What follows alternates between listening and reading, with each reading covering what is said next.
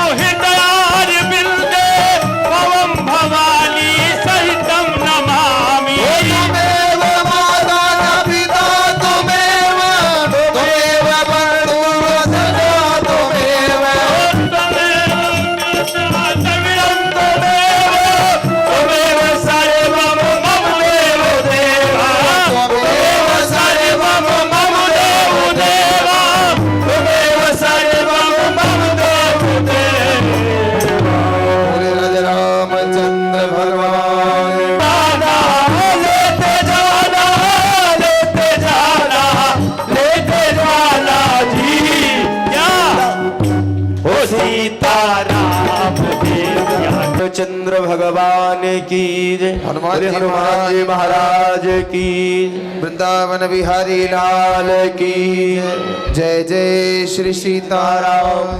Jai Jai Shri Sitaram.